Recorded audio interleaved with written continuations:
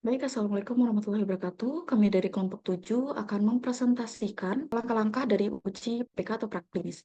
Berikut anggota dari kelompok 7. Kasusnya yaitu sebuah perusahaan farmasi untuk mengembangkan senyawa baru sebagai obat antidiabetik.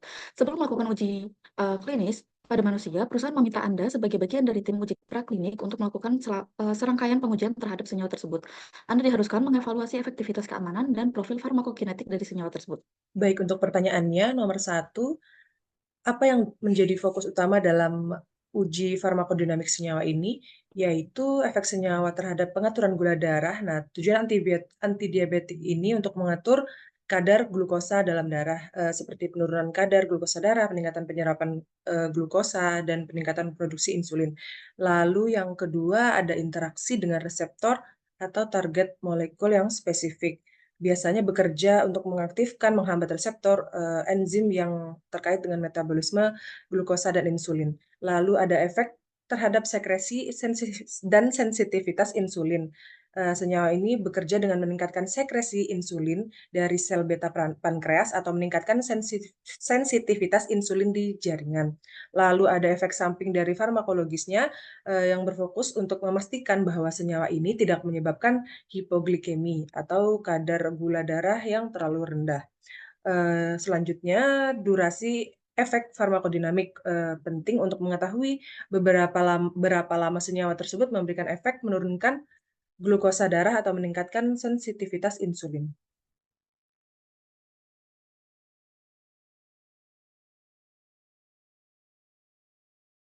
Selanjutnya, pertanyaan 2. Bagaimana Anda merancang uji farmakokinetik untuk memastikan senyawa ini memiliki waktu paruh yang optimal?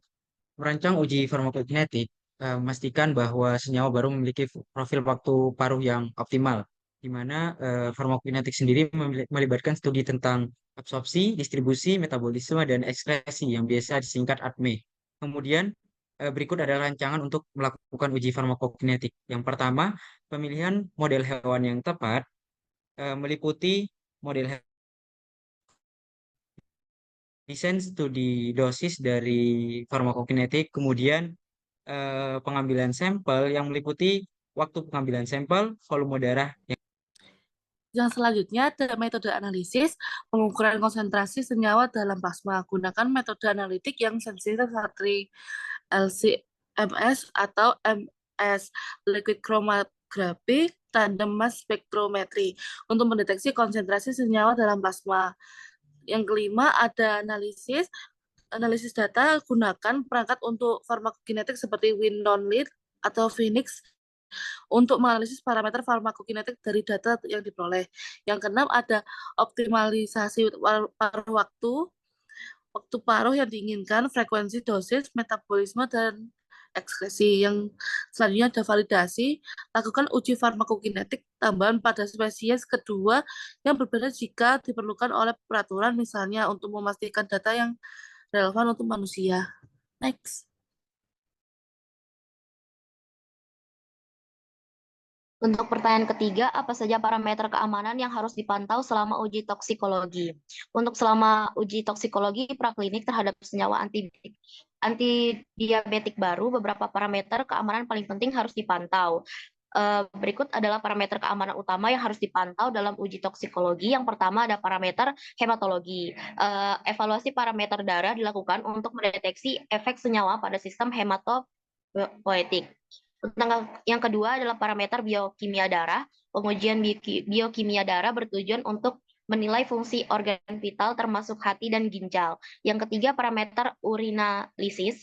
Pemeriksaan urin dilakukan untuk menilai fungsi ginjal dan saluran kemih.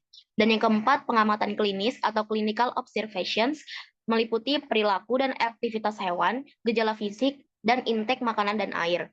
Lalu yang kelima ada pengukuran organ atau organ weights. Setelah autopsi hewan uji, berat organ dianalisis untuk menentukan apakah ada perubahan abnormal pada organ tertentu. Dan yang keenam ada histopatologi atau pemeriksaan jaringan mikroskopik.